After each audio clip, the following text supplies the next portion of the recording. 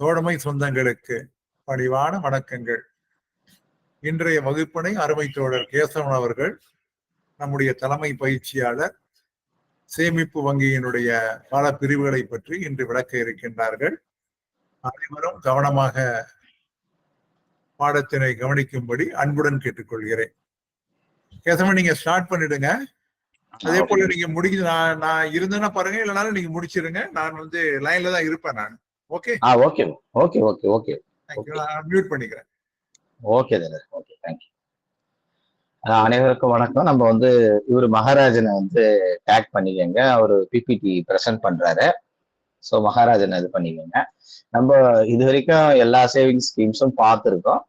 விடுபட்டு போனது PPF, SSA, அப்புறம் எம்எஸ்எஸ்சி லாஸ்ட் எக்ஸாமினேஷனுக்கு அப்புறம் வந்தது எம்எஸ்எஸ்சி.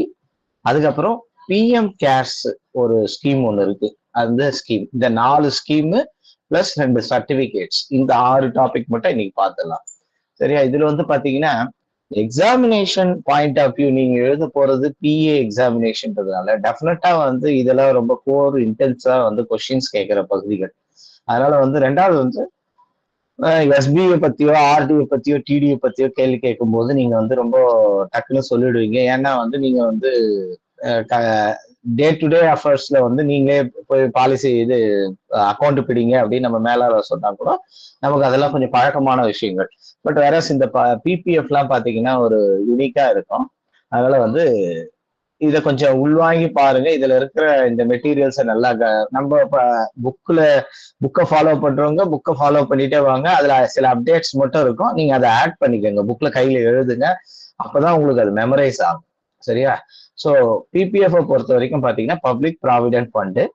இது எத்தனை வருஷம் இந்த ஸ்கீம் அப்படின்னா, that is 15 years. Term of the scheme is 15 years. இப்போ கரண்ட் ரேட் ஆஃப் இன்ட்ரெஸ்ட் 7.1%. இப்போ இன்ட்ரெஸ்ட்டை பொறுத்த வரைக்கும் நம்ம எஸ்பிலேயே பார்த்தோம், ஐபிபி கால்குலேட் பண்றாங்க. ஐபிபி இன்ட்ரெஸ்ட் பேரிங் பேலன்ஸ் எப்படி கால்குலேட் பண்றாங்க எஸ்பில அப்படின்னா, 10ஆம் தேதியிலிருந்து லாஸ்ட் ஒர்க்கிங் டே. வேற பிபிஎஃப்ல 5th, பிபிஎஃப்க்கு எஸ்எஸ்ஏக்கு மட்டும் 5th. ஸோ அதனாலதான் சொல்லுவாங்க ஏப்ரல் 5ஆம் தேதிக்குள்ள நீங்க இன்வெஸ்ட் பண்ணணும். அப்படி பண்ணீங்கன்னா இந்த டேபிள் மாதிரி இல்லஸ்ட்ரேஷன் ஏதாவது போட்டு காமிச்சா கூட அதுல போட்டிருப்பாங்க பாருங்க, ஸ்டார் மார்க் போட்டு கீழே போட்டிருப்பாங்க, ஆஸ்ட்ரிக் போட்டு. இது மாதிரி the table is prepared presumes that the depositors, அதாவது the deposits taken on the before 5th அப்படிங்கிற மாதிரி, 5ஆம் தேதிக்கு முன்னாடி நீங்க டெபாசிட் பண்ணதாக கருதினா இந்த டேபிள் நாங்க ரெடி பண்ணிருக்கோம் கீழே போட்டிருப்பாங்க. அதனால ஐபிபி பொறுத்த வரைக்கும் பிபிஎஃப் எஸ்எஸ்ஏக்கு மட்டும் 5th இருந்து எடுப்பாங்க. 5th and the last working day. இதுல எது லோவஸ்ட் பேலன்ஸோ அந்த பேலன்ஸ் எடுத்துப்பாங்க. That is interest bearing balance. அக்கௌண்ட்டை பொறுத்த வரைக்கும் எல்லா ஆபீஸ்லயும் ஓபன் பண்ணலாம், ஆல் சப்போஸ்ட் ஆபீசஸ்ல ஓபன் பண்ணலாம். நவ் பிஓலையும் ஓபன் பண்ணலாம். நான் முதல் கிளாஸே சொல்லிட்டேன், பிஓலையும் ஓபன் பண்ணலாம். பட் என்ன ஒரு கண்டிஷன்னா, இனிஷியல் டெபாசிட், சப்சிக்வெண்ட் டெபாசிட் எல்லாமே செக்ல தான் பண்ண முடியும் இந்த ஸ்கீம்ஸை பொறுத்த வரைக்கும். பிபிஎஃப் பொறுத்த வரைக்கும் nationalised banks and as well as some private banks which is authorized by the RBI they are eligible to open PPF account. PPF account open பண்ணுவதற்கு நாட் ஓன்லி போஸ்ட் ஆஃபீஸ், நம்ம நேஷனலைஸ்ட் பேங்க்ஸோ இல்லை private பேங்க்ஸ்லயும் open பண்ணிக்கலாம். But ஒருத்தருக்கு ஒரு account தான் இருக்கும். Next, என்ன வகையான அக்கௌண்ட்லாம் இங்க இருக்கு அப்படின்னா, there is no joint account in PPF. இதெல்லாம் ஞாபகம் வச்சுங்க. இந்த மாதிரி which one of the following is correct, which one of the following is incorrectல இந்த மாதிரி இந்த கேள்வியை பல தடவை கேட்டிருக்காங்க. சரியா? பிபிஎஃப் பொறுத்த வரைக்கும் there is no joint account, only single account தான் இருக்கு. சிங்கிள் அக்கௌண்ட்டை பொறுத்த வரைக்கும் ஒரு தனி நபர் அவருக்கு ஓபன் பண்ணிக்கலாம். இப்போ நான் இருக்கேன், எனக்கு ஓபன் பண்ணிக்கலாம். என்னுடைய குழந்தைக்கு ஒரு அக்கௌண்ட் ஓபன் பண்ணிக்கலாம். பட் இந்த ரெண்டு அக்கௌண்ட்டையும், அதாவது 2 அக்கௌண்ட்டையும் கூட்டினா இது 2த்துக்கும் கார்டியன் நான் தான். ஃபர்ஸ்ட் அக்கௌண்ட் என்னோட செல்ஃப் அக்கௌண்ட், என் குழந்தை பேர்ல ஆரம்பிக்கிற அக்கௌண்ட்டுக்கு நான் தான் கார்டியனு. இந்த 2த்துக்கும் ஒரே சிப்பு தான் இருக்கும், 2 அக்கௌண்ட் இருக்கும். பட் கூட்டினா கூட்டுத்தொகை 1.5 லட்சம் தான் வரணும். That is subject maximum of 1.5 lakhs. இந்த பிபிஎஃப் பொறுத்த வரைக்கும் பாத்தீங்கன்னா இந்த மாதிரி ஸ்பெசிபிக்கா ஒரு அக்கௌண்ட் ஒருத்தருக்கு ஒரு அக்கௌண்ட் தான் ஓபன் பண்ண முடியும். சப்போஸ் இண்டிவிஜுவல் அடல்ட்டாக இருக்கிற பட்சத்துக்கு 18 வயசை தாண்டிட்டாருன்னா அவர் பேர்ல ஒரு அக்கௌண்ட் ஆரம்பிக்கணும்னு நினைக்கிறாருன்னா தாராளமா ஆரம்பிக்கலாம். எய்தர் இன் போஸ்ட் ஆஃபீஸ் ஆர் இன் பேங்க், ஏதாவது ஒரு இடத்துல அதான் ஆரம்பிக்க முடியும். சப்போஸ் அவர் ரெண்டுத்தையும் ஆரம்பிச்சுட்டாருன்னா நம்ம பிபிஎஃப் அக்கௌண்ட் ஓப்பனிங் ஃபார்ம்லயே இருக்கு பாருங்க ஒரு டிக்ளரேஷன், நான் இந்த மாதிரி பிபிஎஃப் அக்கௌண்ட் ஓபன் பண்றதாக இருக்கும் பட்சத்தில் அந்த பிபிஎஃப் அக்கௌண்ட் ஒண்ணுதான் இருக்கு, வேற எங்கேயும் எனக்கு பிபிஎஃப் அக்கௌண்ட் இல்லை அப்படின்ற ஒரு செல்ஃப் டெக்ளரேஷன் நம்ம வாங்குறோம். நம்ம வந்து கையெழுத்து வாங்குறோம் இல்லையா, அதுலயே அது இருக்கு. ஸோ அதனால வந்து it is the fullest responsibility of the customer. Next வந்து வேற என்ன இதுல வந்து ஜென்ரல் ஃபீச்சர்ஸ் என்ன அப்படின்னா, இப்போ வந்து அக்கௌண்ட்டை ஓபன் பண்ணும்போது எப்படி எல்லாம் ஓபன் பண்ணலாம், கேஷ் செக் டிடியா கொடுத்து ஓபன் பண்ணிக்கலாம். அப்புறம் நம்ம ஏற்கனவே நம்ம ஒவ்வொரு கிளாஸ்லயும் சொல்ற மாதிரி type of account minimum maximum, நான் அப்புறமா அதுக்கு ஒரு டேபிள் இருக்கு, I will share it you later. நீங்க இப்போ நீங்க வந்து கொஞ்சம் ஸ்ட்ரெயின் பண்ணி படிங்க, அப்பதான் வந்து உங்களுக்கு கவனம் இருக்கும் எந்த இடத்துல எது இருக்கு நம்ம புக்ல எங்க இருக்கு அப்படின்னு நீங்க தெரிஞ்சுக்கலாம். So minimum amount for opening of new account வந்து 500 rupees. சப்சிக்வெண்டா வந்து அவர் பணம் கட்டுறதுக்கு 50 ரூபா கட்டலாம். இந்த சப்ஸ்கிரிப்ஷன்லாம் வந்து number of subscription there is no limit அப்படின்னு சொல்றோம். எத்தனை தடவை வேணாலும் அவர் கட்டலாம், டெய்லி கூட வந்து கட்டிட்டே இருக்கலாம். ஏன் இந்த மாதிரி ஸ்பெசிஃபிக்கா ஒரு பாயிண்ட் போட்டிருக்கோம் அப்படின்னா, இதற்கு முன்னாடி பிபிஎஃப் வந்து ஒரு வருடத்துல 12 டெபாசிட் தான் ஒரு இண்டிவிஜுவலால பண்ண முடியும். இதெல்லாம் வந்து சேஞ்ச் பண்ணாங்க 1980s தான் வந்து இதெல்லாம் சேஞ்ச் பண்றாங்க. Number of subscription number of times பண்ணலாம் அப்படின்னு சொல்றாங்க. சரியா? மேக்சிமம் வந்து 1.5 lakhs தான். இதை நீங்க தெரிஞ்சுக்கணும், இது ரொம்ப முக்கியமானது. நெக்ஸ்ட் ஒன் இஸ்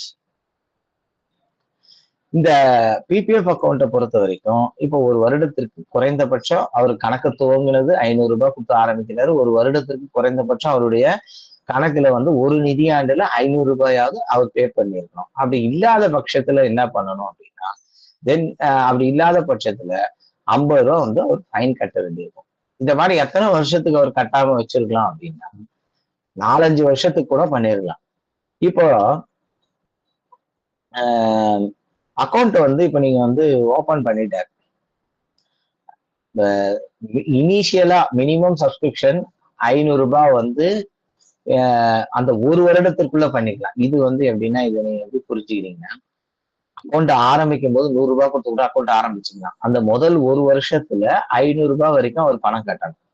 சப்போஸ் அந்த மாதிரி முதல் வருஷத்துலயே அவர் அந்த மினிமம் பேலன்ஸ் ரெக்வயர்டு பேலன்ஸ் இருக்கு பாருங்க, அந்த மினிமம் எம்ஏபின்னு வாங்க, அந்த எம்ஏபியை வந்து அவர் வந்து ரீச் பண்ணலைன்னா, அந்த 500 ரூபாயை பண்ணலைன்னா அந்த அக்கௌண்ட்டை வந்து நம்ம க்ளோஸ் தான் பண்ணோம் வித்தவுட் இன்ட்ரெஸ்ட். இது ஒரு பெக்யூலியர். இது இப்போ இதுக்கும் பெனால்ட்டிக்கும் வித்தியாசம் இருக்கு. ஒருத்தர் 500 ரூபாய் முதல் வருஷம் ஆரம்பிச்சுட்டாரு, 500 ரூபாய் போட்டாரு, 2வது வருஷம் 3வது வருஷம் கட்டுறாரு, 4-5 கட்டாம விட்டுட்டாருன்னா அந்த அக்கௌண்ட் டிஃபால்ட் அக்கௌண்ட்.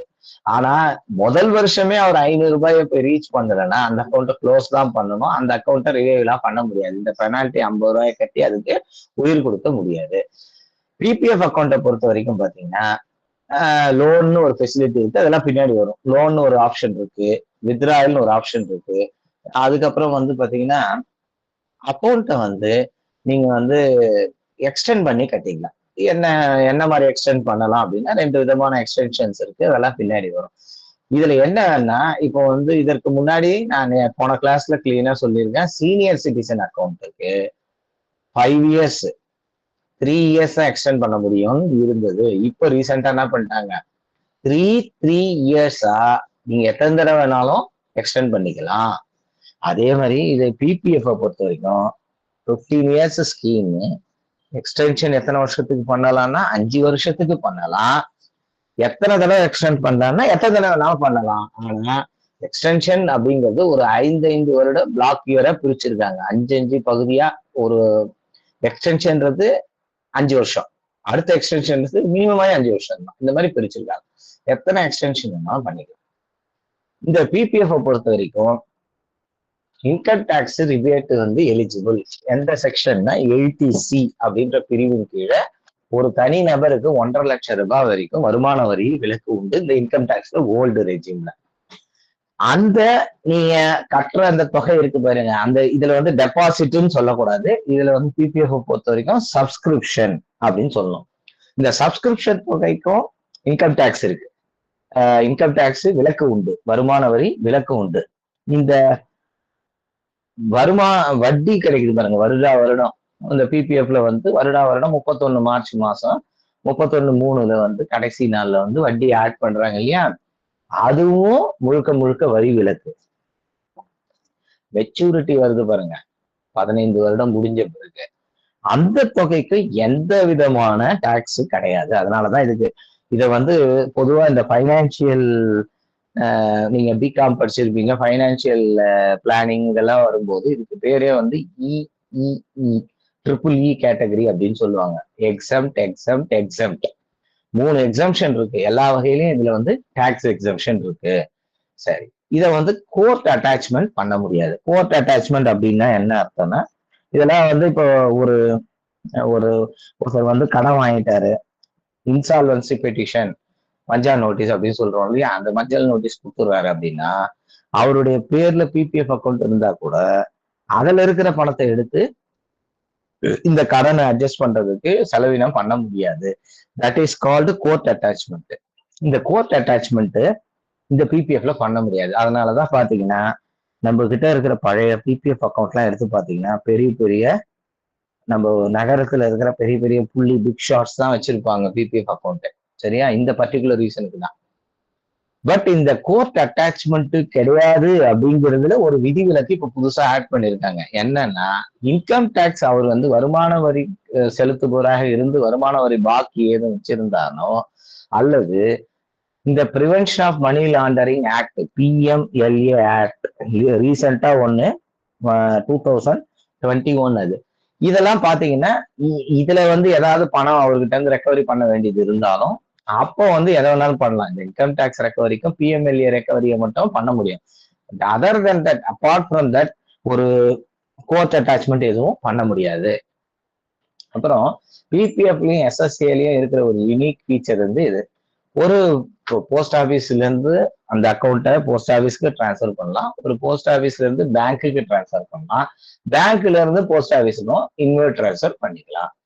நெக்ஸ்ட் வந்து இந்த பிபிஎஃப்ல எக்ஸ்க்ளூசிவா வந்து லோன் அப்படின்னு ஒரு ஆப்ஷன், வித்ராயல்னு ஒரு ஆப்ஷன் இருக்கு. இந்த லோன் அப்படின்ற ஆப்ஷன் என்ன அப்படின்னா, இப்போ இதெல்லாம் கரண்டா ரொம்ப ரீசெண்டா இதெல்லாம் சேஞ்ச் ஆயிருக்கு.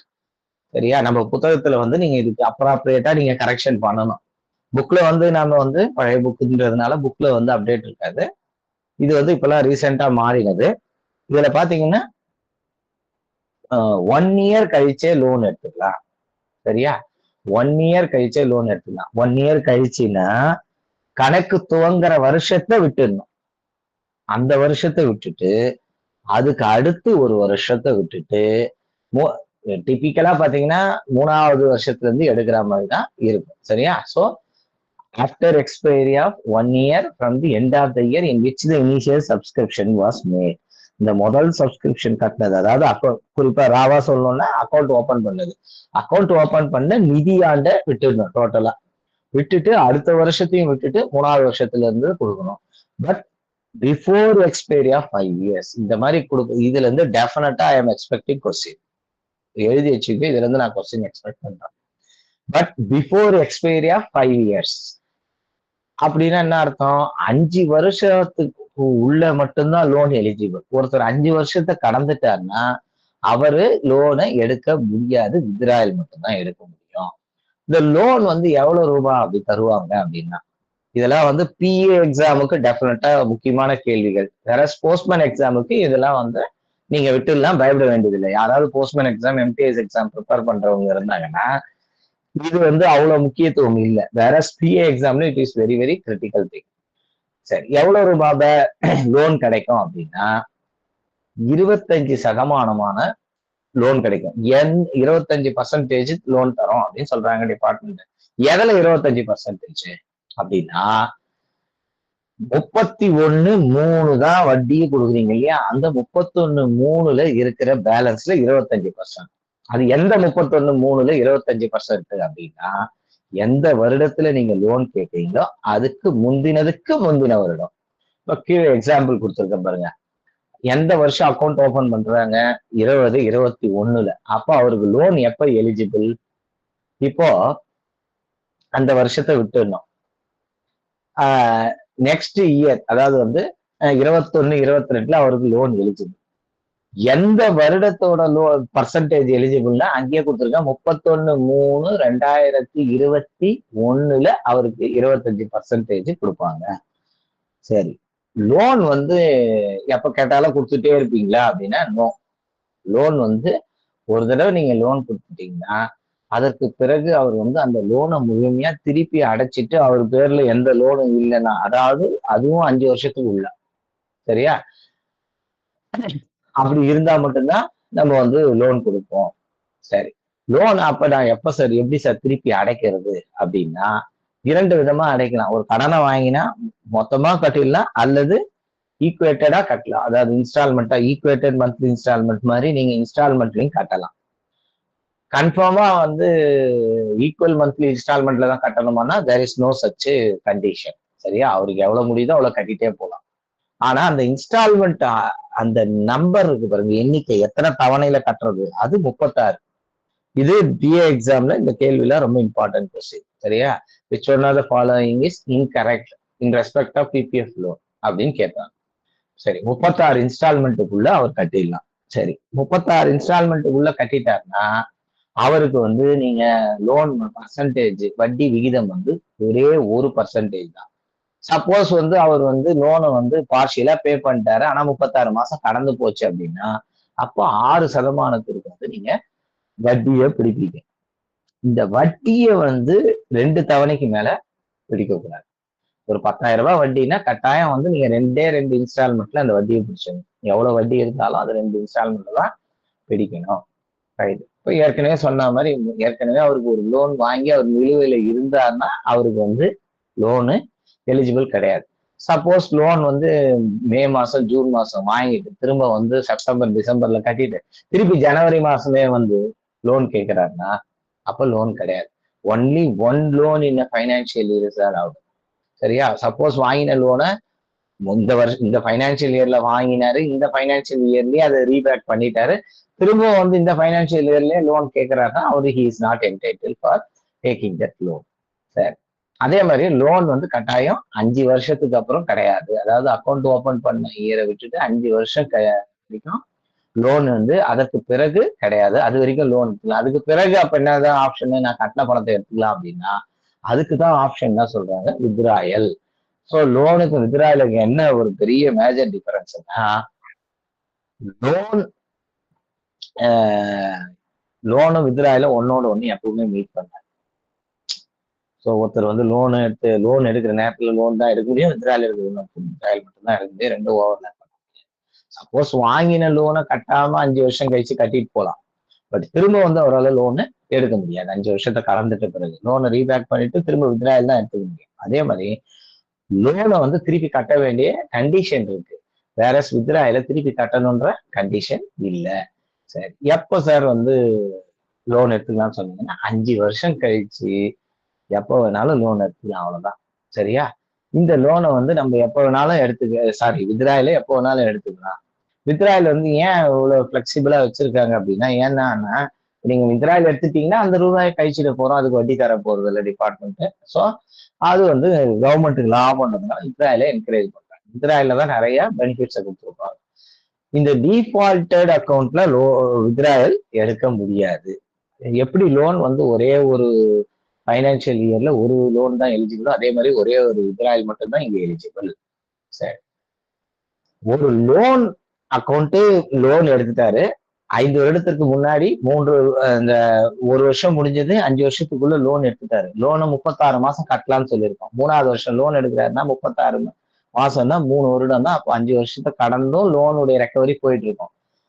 அப்போ 5 வருஷம் ஆயிடுச்சு, எனக்கு வித்ராயல் எலிஜிபிள் ஆச்சு, எனக்கு வித்ராயல் கொடுங்கன்னு நீங்க கேட்க முடியாது.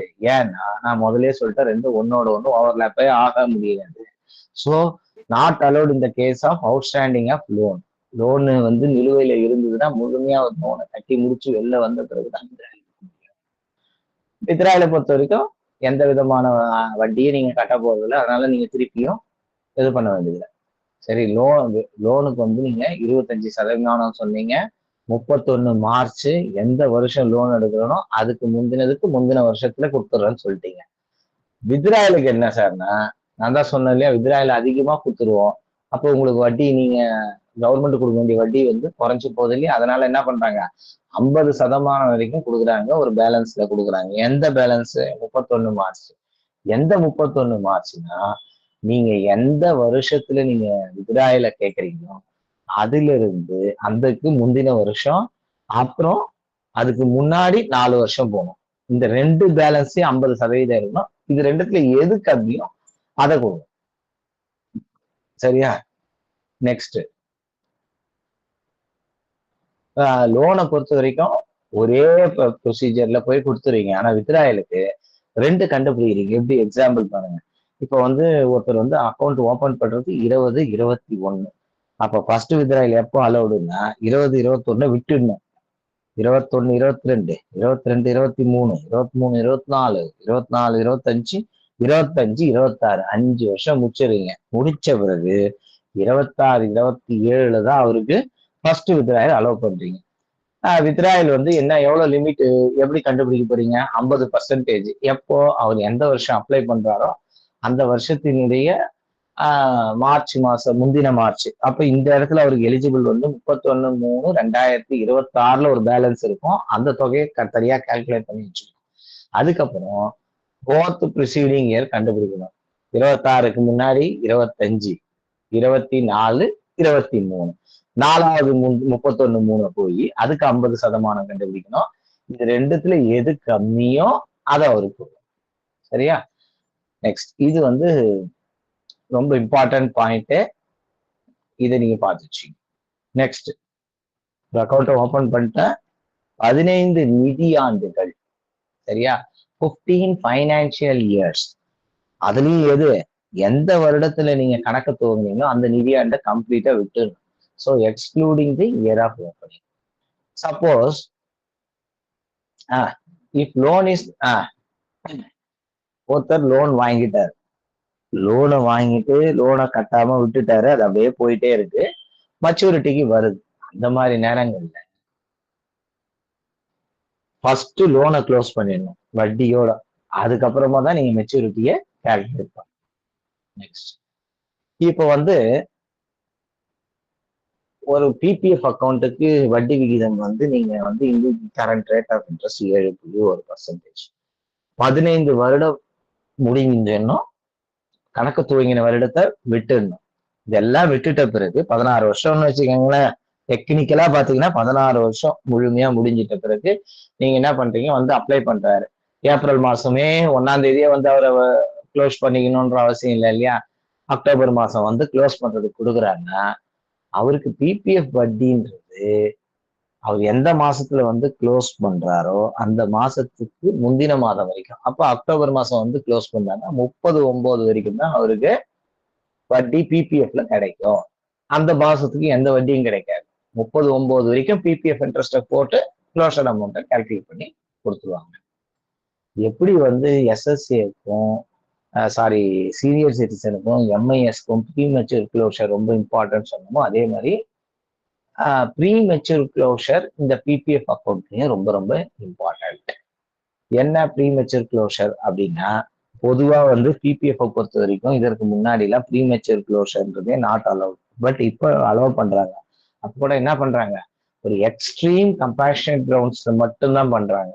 என்ன எக்ஸ்ட்ரீம் கம்பேஷனேட் கிரவுண்ட்ஸ் அப்படின்னா, 5 வருஷம் முடிஞ்ச பிறகு ஒரு ஒரு தனிநபர் அவர் பேர்ல பிபிஎஃப் ஆரம்பிச்சு அவருக்கே ஏதோ ஒரு லைஃப் த்ரெட்டனிங் டிசீஸ், அதாவது வந்து உயிர்கொல்லி நோயால பாதிக்கப்பட்டிருக்காரு அவருன்றது இல்லை. இப்போ வந்து குழந்தைங்களுக்கோ, டிபெண்டன்ட் சில்ட்ரன், ஸ்பௌஸ், பேரண்ட்ஸ், வேற யாருக்காவது இருந்தாலும் சரி, அவருக்கு மட்டும் இல்லாம இவங்களுக்கு இருந்தாலும் சரி, அதே மாதிரி குழந்தைங்களுக்கோ அல்லது அவருக்கே வந்து மேல் படிப்புக்கு பணம் தேவைப்படுதுனாலும் சரி, அதற்கு பிறகு மிக முக்கியமானது இது. ஒருத்தர் வந்து இப்போ இந்திய சிட்டிசனா இருக்கும்போது அவர் அக்கௌண்ட்டை ஓபன் பண்றாரு, என்ஆர்ஐயா மாறிடுறாரு. அதாவது வந்து அவருடைய சிட்டிசன்ஷிப்பே வந்து சேஞ்ச் ஆயிடுச்சு, வேறு ஒரு நாட்டுல போய் குடிமகனாகவே மாறிடுறாரு அப்படின்னா இம்மீடியட்டா வந்து அந்த அக்கௌண்ட்டை வந்து க்ளோஸ் பண்ணிடும். இம்மீடியட்டா க்ளோஸ் பண்ணி அந்த அக்கௌண்ட்டை பிஎம்சி பண்ணி கொடுத்துடணும். இந்த மேல சொன்ன அந்த பாயிண்ட் நம்பர் 1 and 2 இருக்கு பாருங்க, இதுக்கெல்லாம் பாத்தீங்கன்னா ப்ராப்பரா ப்ரூஃப் வேணும். இந்த மாதிரி வந்து இவருக்கு வந்து இந்த வியாதியால அவர் பாதிக்கப்பட்டிருக்காரு, அதனால இவருக்கு வந்து இந்த உயிர்கொல்லி நோய்க்கு வந்து கட்டாயம் பணம் தேவை, அதுக்கு இந்த பிபிஎஃப் பணம் தேவைப்படும் அப்படிங்கிற மாதிரி இந்த medical officer should give some certificate. இதெல்லாம் இருந்தாதான் பண்ண முடியும். சரி, இந்த மாதிரி வந்து ஒரு பிபிஎஃப் அக்கௌண்ட் வந்து ப்ரீமெச்சூர் க்ளோஷர் பண்ணா நார்மலா இருக்கிற வட்டி விகிதத்தை விட கம்மியா கொடுப்பாங்க. அதாவது வந்து அதாவது வந்து அக்கௌண்ட் ஓபன் பண்ணும்போது என்ன வட்டி விகிதம் இருந்தோ அந்த வட்டி விகிதத்தை விட 1% வந்து லெஸ் பண்ணி கொடுப்பாங்க. இதை நீங்க தெரிஞ்சு வச்சுக்கணும். இந்த பிபிஎஃப் பொறுத்த வரைக்கும் ப்ரீமெச்சூர் க்ளோஷர் இதற்கு முன்னாடி வந்து கொஞ்சம் இல்லாம இருந்தது. இப்போ ஒரு ரெஸ்ட்ரிக்ஷனோட இதை அலோவ் பண்றாங்க. பிஎம்சிக்கு லெஸ்ஸர் இன்ட்ரெஸ்ட் எவ்வளோ, 1% வந்து கம்மியா வந்து வட்டி விகிதம் கிடைக்கும். 7.1ன்னா 6.1 தான் கொடுப்பாங்க இப்போ. ரைட். பிபிஎஃப் அக்கௌண்ட்டை நீங்க எக்ஸ்டெண்ட் பண்ணலாம் சொன்னா 5 வருடங்கள் பிளாக் இயர்ஸா எக்ஸ்டெண்ட் பண்ணலாம். இப்போ பிபிஎஃப் அக்கௌண்ட் வந்து 2 விதமா எக்ஸ்டெண்ட் பண்ணலாம். ஒருத்தர் வந்து 15 வருஷம் முடிஞ்ச பிறகு 1 வருஷத்துக்குள்ள அவர் வந்து 1 இயருக்குள்ள அவர் வந்து நான் எக்ஸ்டெண்ட் பண்றேன் லெட்டர் கொடுத்து எக்ஸ்டெண்ட் பண்ணிக்கலாம். எக்ஸ்டெண்ட் பண்ணும்போது வித்தவுட் சப்ஸ்கிரிப்ஷனும் அவரால் எக்ஸ்டெண்ட் பண்ண முடியும். கட்டாயம் வந்து அந்த 500 ரூபாய் சந்தா தொகை ஒரு வருடத்துக்குரிய அந்த கட்டாய சந்தாமா சப்ஸ்கிரிப்ஷன் கட்டணுன்ற அவசியம் இல்லை. He can continue the account even without subscription. இந்த எக்ஸ்டென்ஷன்ல வந்து இருக்கிற, அதாவது வந்து அவரும் சப்ஸ்கிரிப்ஷன் கட்டாம தான் இருக்காரு, பிபிஎஃப் அக்கௌண்டாவே கண்டினியூ பண்றாரு இல்லையா, அதனால அந்த அக்கௌண்ட்டுக்கு பிபிஎஃப்க்கு என்ன வட்டி விகிதம் உண்டோ அந்த வட்டி விகிதம் முழுமையா உண்டு. அதே மாதிரி 5 வருஷம் கழிச்சு அவர் எடுத்துக்கலாம்னு சொல்றோம் இல்லையா வித்ராயல், அந்த வித்ராயல் வசதியும் இந்த எக்ஸ்டென்ஷன் அக்கௌண்ட்டுக்கு உண்டு. ரைட். இப்போ இந்த சப்ஸ்கிரிப்ஷனோட பணம் எக்ஸ்டெண்ட் பண்றதுக்கும் சப்ஸ்கிரிப்ஷன் இல்லாம எக்ஸ்டெண்ட் பண்றதுக்கும் ரொம்ப முக்கியமான வேறுபாடு ஒண்ணு இருக்கு. என்னன்னா, இந்த வித்ராயல் எடுக்கும்போது இவரே வந்து சப்ஸ்கிரிப்ஷன் கட்டாம தான் எக்ஸ்டெண்ட் பண்ணிட்டு இருக்காரு. அப்போ இவர் வந்து வித்ராயல் கேட்கும்போது எந்த விதமான ரெஸ்ட்ரிக்ஷன்லாம் கிடையாது. சீலிங் அமௌண்ட், அதாவது விச் எவர் இஸ் லெஸ் எல்லாம் கிடையாது. அவருக்கு அதற்கு முந்தின வருடம், இப்ப நீங்க வந்து விச் எவர் இஸ் லெஸ் எல்லாம் பார்க்க மாட்டாங்க, அதுக்கு முந்தின வருடத்தோட கொடுத்துருவாங்க. அதே மாதிரி இந்த சப்ஸ்கிரிப்ஷன் கொடுத்து எக்ஸ்டெண்ட் பண்ணார்னா அந்த வித்ராயல்ல 60% ஆஃப் தி முந்தின வருஷ பேலன்ஸ் மட்டும்தான் கொடுப்பாங்க. இந்த மாதிரி எந்த சீலிங் அமௌண்ட்டும் இதுல கிடையாது வித்ராயல். சரியா? இந்த மாதிரி வித்தவுட் சப்ஸ்கிரிப்ஷன் இருக்கிற அக்கௌண்ட், இது ரொம்ப முக்கியமான வேறுபாடு. அதே மாதிரி ஒருத்தர் வந்து அக்கௌண்ட்டை வந்து நான் சப்ஸ்கிரிப்ஷன் இல்லாம எக்ஸ்டெண்ட் பண்றேன் அப்படின்னு சொல்லிட்டாருன்னா 1 வருடம் வரைக்கும் தான் அவருக்கு. அதுதான் நான் முதல்லயே சொன்னேன், 15 வருஷம் முடிஞ்சு 16வது வருஷத்துக்குள்ள அவர் வந்து ரிட்டர்னா மேனுஸ்கிரிப்டா கொடுத்து சப்ஸ்கிரிப்ஷனை கட்டி அவர் கணக்கை எக்ஸ்டெண்ட் பண்ணிட்டாருன்னா அது வித் சப்ஸ்கிரிப்ஷனாக கருதப்படும். அவர் எந்த லெட்டரும் கொடுக்காம விட்டுட்டாரு அப்படின்னாலும் அது அப்படியே பிபிஎஃப் வட்டியில தான் தொடர்ந்துட்டே இருக்கும். அந்த மாதிரி கண்டிஷன்ல திரும்ப வந்து அவர் வந்து இப்ப பெனால்டி வந்து 50 ரூபாய் கட்டணும், 500 ரூபாய் கட்டாம விட்டுட்டா அப்படின்ற மாதிரினா தொடர முடியுமானா தொடரவே முடியாது. இந்த அக்கௌண்ட்டை ஒன்ஸ் வந்து அவர் கண்டினியூடு வித்தவுட் சப்ஸ்கிரிப்ஷன்ற கேட்டகரியில துவங்கிட்டாருன்னா 1 வருடம் கடந்துச்சுன்னா, தட் மீன்ஸ் என்ன, 15 வருஷம் முடிஞ்சிச்சுன்னா 15 நிதியாண்டுகள் முடிந்த பிறகு 1 வருடமும் முடிஞ்சிச்சு, அப்போ 16 நிதியாண்டுகளும் முடிஞ்சிச்சு. அதற்கு பிறகு அவர் வந்து இல்ல நான் தொடர்ந்து திரும்ப சப்ஸ்கிரிப்ஷனை கட்டிக்கிறேன் எக்ஸ்டெண்டும் பண்றான்னா பண்ண முடியாது. அவர் எக்ஸ்டெண்ட் பண்ணலாம், ஆனா சப்ஸ்கிரிப்ஷனை கட்ட முடியாது. இது ஒரு முக்கியமான வேறுபாடு.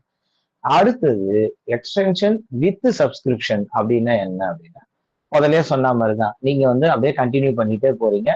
உங்களால எவ்வளவு முடியுதோ கட்டுறீங்க. குறைந்தபட்சம் 500, அதிகபட்சம் இந்த 1.5 லட்சம்ன்ற லிமிட்டுக்குள்ள நீங்க எவ்வளவு நாள் கட்டிட்டே போறீங்க. இந்த மாதிரி கண்டினியூ பண்றீங்க அப்படின்னா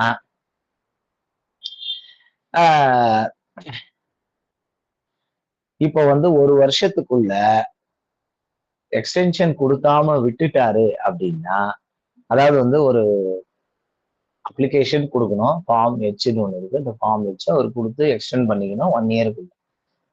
சப்போஸ் அவர் அப்ளை பண்ணாம விட்டுட்டாரு. ஆனா டெபாசிட்ட கட்டிட்டார். அதாவது அப்படின்னா என்ன அர்த்தம்? 15 வருஷம் முடிஞ்சிச்சு. 16வது வருஷம் வந்து அவர் எக்ஸ்டென்ஷன் லெட்டர் கொடுத்த பிறகுதான் நீங்க சப்ஸ்கிரிப்ஷனை அக்செப்ட் பண்ணணும். எக்ஸ்டென்ஷன் லெட்டர் கொடுக்காம நீங்க சப்ஸ்கிரிப்ஷனை அக்செப்ட் பண்ணிட்டீங்க.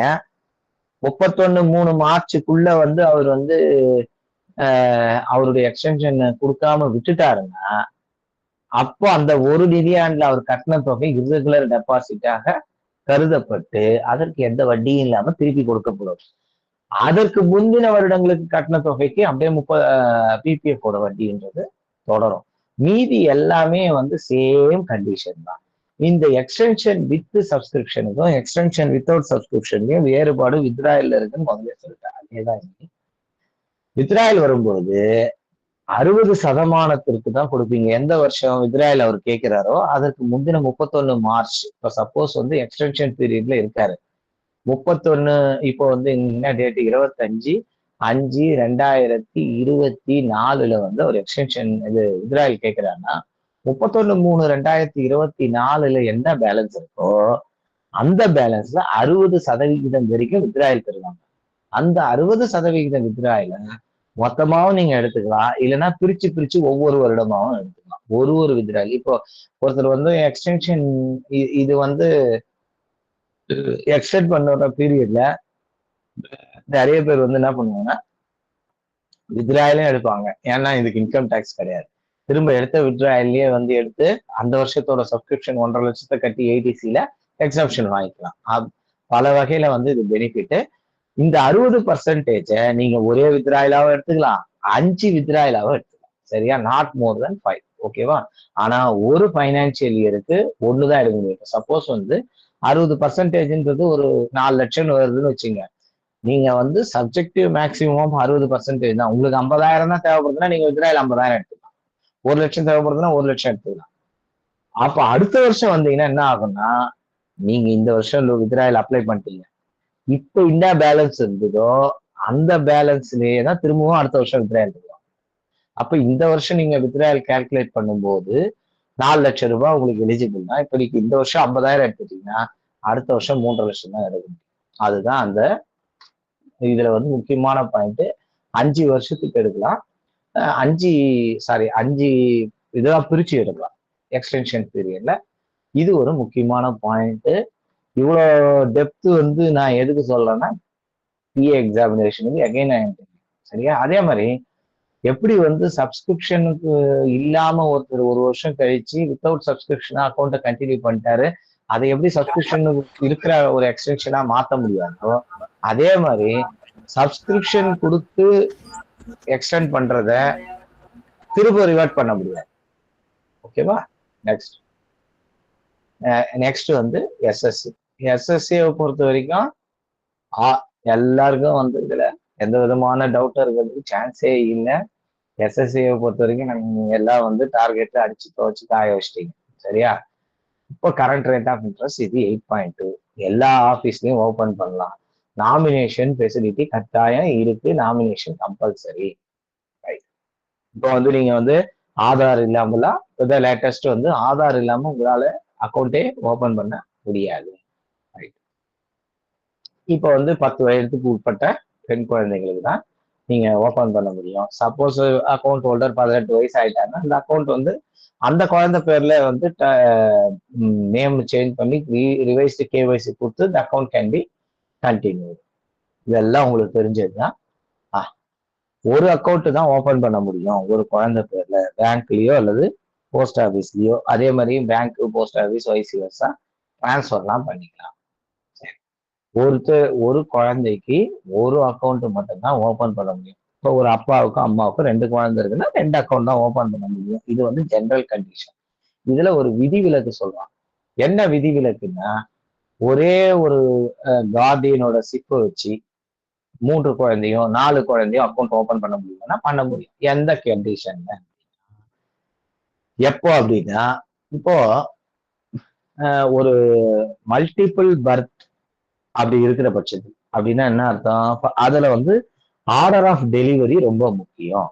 அப்படின்னா என்ன அர்த்தம்? முதல் பிரசவத்துல ஒரு அப்பாவுக்கு 3 குழந்தை பிறந்திருக்கு அப்படின்னா இஸ் எலிஜிபிள்.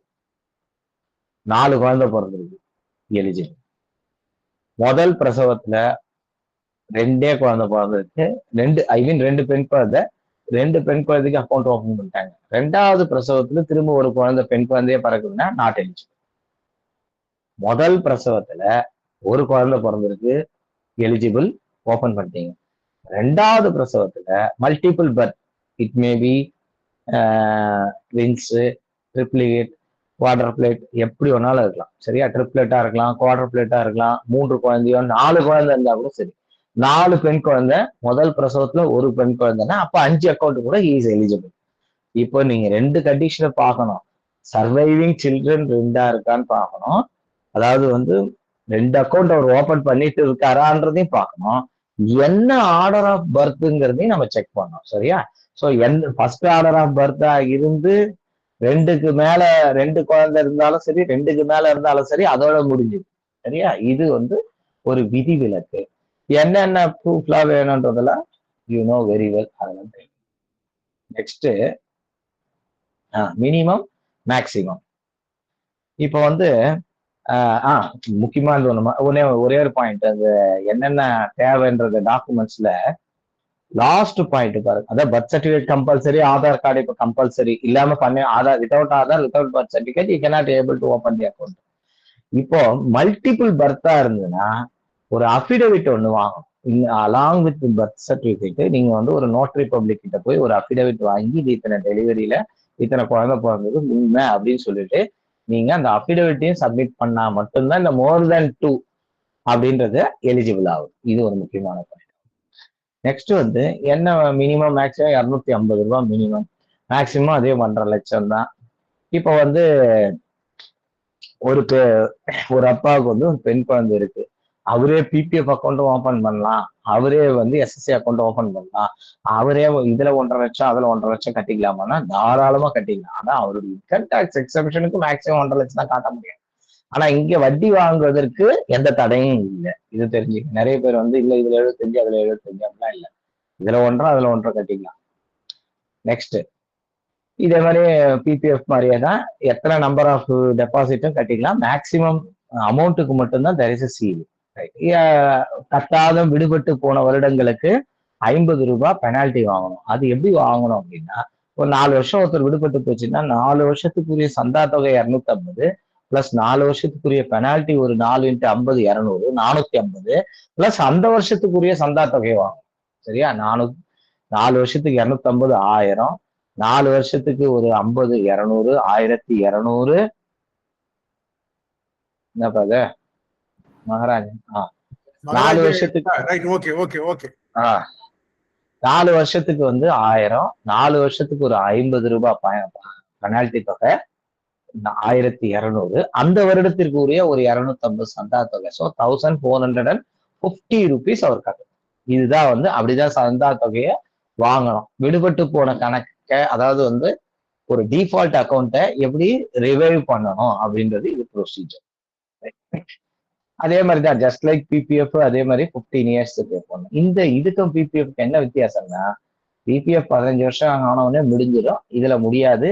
அதற்கு பிறகு ஒரு 6 years நீங்க 7 years வெயிட் பண்ணணும். குழந்தைக்கு 21 வயது கம்ப்ளீட் ஆன பிறகு மட்டும்தான் அக்கௌண்ட் மெச்சூர் ஆகும். Next withdrawal. எஸ்எஸ்சி அக்கௌண்ட்ல ஏது சார் விட்ராயல் அப்படின்னா எடுக்கலாம். இப்ப நிறைய வருது. சரியா? அப்போ குழந்தைக்கு 18 வயது ஆகி இருந்தாலும் அல்லது எஸ்எஸ்எல்சி பாஸ் பண்ணியிருந்தாலும் உச்சவரி சேர்க்கல. இப்ப நம்ம எஸ்எஸ்எல்சி பாஸ் பண்ணியிருந்தா 15 வயசு ஆயிடும். அப்போ 15 வயசு ஆயிருந்தாலும் கொடுக்கலாம். இதுல என்ன ஒரு இதுன்னா ஹையர் எஜுகேஷனுக்கு கொடுக்கணும். ஹையர் எஜுகேஷனுக்கு கொடுக்கும்போது எப்படி பிபிஎஃப்ல வந்து நான் சொன்னேன் இல்லையா, வித்ராயல் வந்து நீங்க வந்து எக்ஸ்டென்ஷன் அக்கௌண்ட்ல 60% தான் வந்து நீங்க எக்ஸ்டென்ஷன் கொடுப்பீங்க, அப்புறம் அதை வந்து ஈக்குவல் இன்ஸ்டால்மெண்டா கொடுக்கலாம்னு சொன்னால அதே மாதிரிதான் இதுல. நீங்க எந்த வருஷம் அவர் வந்து வித்ராயல் அப்ளை பண்றாரோ இதுல வருஷம் எல்லாம் கணக்கு கிடையாது. குழந்தைக்கு 18 வயசு ஆயிட்டு அவர் வந்து காலேஜுக்கு போய் கேட்கலாம், இல்ல 15 வயசு முடிச்சு +1க்கே கேட்கறாருனாலும் கேட்டுக்கலாம். 50% பேலன்ஸ் எந்த வருஷம், இப்ப இந்த வருஷம் இன்னைக்கு என்ன டேட் 25/5/2024 வந்து வித்ராயல் அப்ளை பண்ணாருன்னா 31/3/2024 அவருக்கு என்ன பேலன்ஸ் இருக்குமோ அதுல 50% எடுத்து வித்ராயலா கொடுப்பாங்க. ஹி இஸ் எலிஜிபிள், பணம் எடுத்துக்கலாம். ஆனா அது அவர் ஆக்சுவலா ஃபீஸ் கட்டுறாரு அப்படின்னு சொல்லிட்டு ஒரு கொட்டேஷன் கொடுக்குறாரு, இல்ல கட்டின ஃபீஸை கிளைம் பண்றாரு இல்லையா, அது கம்மியா இருந்ததுன்னா அதுதான் கொடுப்போம். whichever is less. ஒண்ணு இந்த 50% இல்ல actual fees whichever is less தான் கொடுப்போம். அவர் இந்த வருஷம் வந்து அப்ளை பண்ணிட்டாருன்னா இந்த 50% ஃபிக்ஸ் பண்ணிட்டோம்ல, இந்த அமௌண்ட் கான்ஸ்டன்ட், இது மாறாது. இதை நீங்க ஒரே ஒரு வித்ராயலா ஒரே ஃபைனான்சியல் இயர்ல எடுத்துக்கலாம், அல்லது அடுத்தடுத்து 5 ஃபைனான்சியல் இயர்லயும் எடுத்துக்கலாம். நெக்ஸ்ட், இந்த வித்ராயலுக்கு ஒரு எக்ஸாம்பிள் கொடுத்துருக்கேன். அக்கௌண்ட் ஓப்பனிங் டேட் பாத்தீங்கன்னா 12/5/2016. குழந்தையுடைய டேட் ஆஃப் பர்த் வந்து 12/7/2010. இப்ப வித்ராயல் அப்ளிகேஷன் வந்து 25/7/2028 வருது. அப்படின்னா என்ன அர்த்தம்? குழந்தைக்கு 18 பர்த்டே முடிஞ்சிச்சு, வயசு 18 ஆன பிறகு வந்து வித்ராயல் கேக்குறாங்க. 31/3/2028 எவ்வளவு பேலன்ஸ் இருக்குது? 5,50,000 ரூபாய். இதெல்லாம் சும்மா ஒரு எக்ஸாம்பிள் சொல்றேன். அப்போ எவ்வளவு மேக்சிமம் அவர் வித்ராயல் எடுத்துக்கலாம்னா 2,75,000 ரூபாய் வித்ராயல் எடுத்துக்கலாம். எப்ப எடுத்துக்கலாம்? இவர் வந்து 25/7/2028 எடுத்துக்கலாம். அப்படி இல்லைன்னா ஒரு 1,00,000 ரூபாய் எடுத்துக்கிறாரு, திரும்ப அவர் வித்ராயல் எடுக்கலாமான்னா எடுக்கலாம். ஆனா எப்போ எலிஜிபிள்? 1/4/2029 பிறகு எப்போ வேணாலும் எடுத்துக்கலாம். அந்த அடுத்த நிதி ஆண்டுல ஒரு வித்ராயல் ஆகாது. அத மாதிரி ஒவ்வொரு 5 வருஷத்துக்கு எடுத்துக்கலாம். சரியா? Subject only one withdrawal in one financial year. Right. Suppose இது 2,75,000 ரூபாய் மேக்சிமம் எலிஜிபிள், மொத்தத்தையும் கொடுத்துருமா? கொடுக்க முடியாது. நீங்க நம்ம இன்னொன்னு செக் பண்ணோம், அவர் எவ்வளவு ஃபீஸ் கட்டுறாருன்னு. அது 2 லட்சம் தான்னா இப்போ withdrawal is restricted only to 2 lakhs. இது ஒரு முக்கியமான point. Right. Next,